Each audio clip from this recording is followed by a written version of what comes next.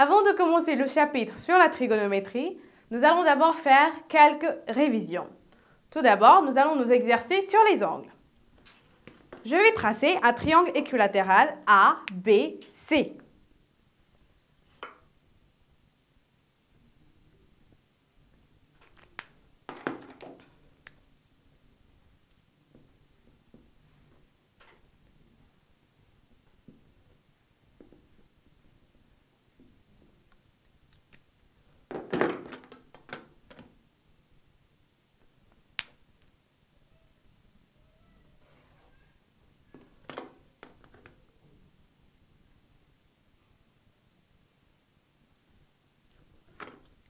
A, B, C.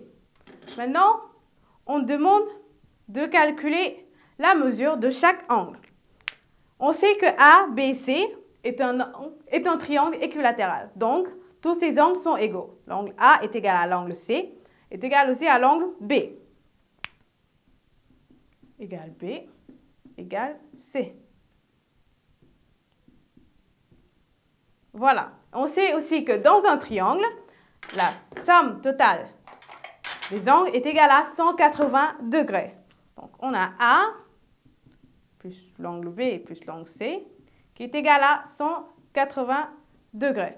Et puisque l'angle A est égal aussi à l'angle B, aussi égal à l'angle C, donc, pour trouver la mesure d'un angle, on prend 180 degrés divisé par 3.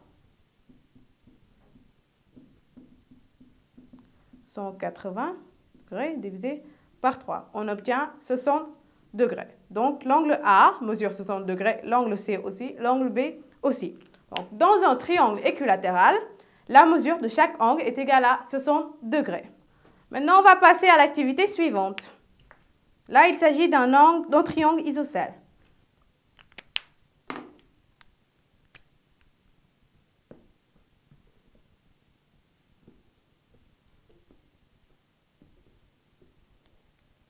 MNP.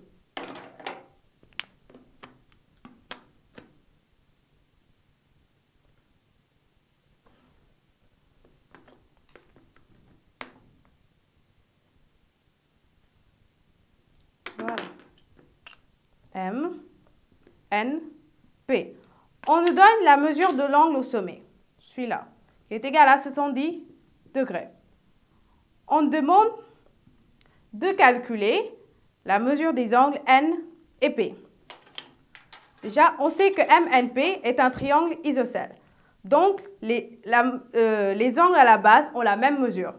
L'angle N est égal à l'angle P.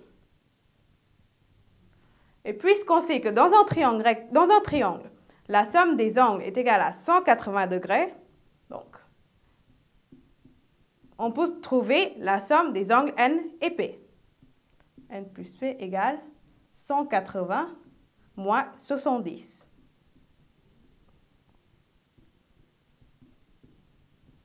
Égale 110 degrés. Et puisque N égale P, donc, pour trouver la mesure de chaque angle, il faut prendre 110 divisé par 2. On obtient 55 degrés. Donc, l'angle N mesure 55 degrés et l'angle P mesure aussi 55 degrés. Maintenant, on va passer à l'activité suivante. On a cette figure qui est composée de deux droites parallèles et une sécante. On nous a donné la mesure de l'angle XAV qui est égal à 50 degrés. Maintenant, on nous demande les mesures des angles NAY, NBT et ZBV. Pour l'angle NAY, il est là. On constate que les angles XAB et NAY sont des angles opposés par le sommet. Et on sait que deux angles opposés par le sommet ont la même mesure. Donc, NAY égale XAB égale 50 degrés. Maintenant, pour l'angle NBT qui est là. On constate que les angles XAV et NBT sont des angles alternes internes, formés de deux droites parallèles coupées par une sécante. Donc, ils sont égaux. Donc, NBT est aussi égal à 50 degrés. Pour l'angle ZBV, il est là. On a les angles XAV et ZBV qui sont des angles correspondants, formés par deux droites parallèles et une sécante. Donc, ils ont la même mesure, c'est-à-dire 50 degrés. Et on a aussi les angles ZBV et NBT qui sont opposés par le sommet. Toujours 50 degrés. Voilà. On va passer à l'activité suivante. On a un triangle IJK, rectangle en I. Un triangle rectangle isocèle en I. Je le trace.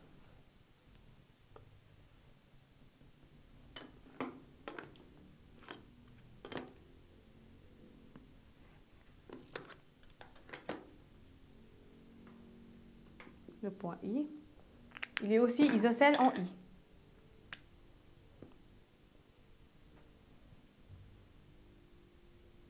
Donc voilà.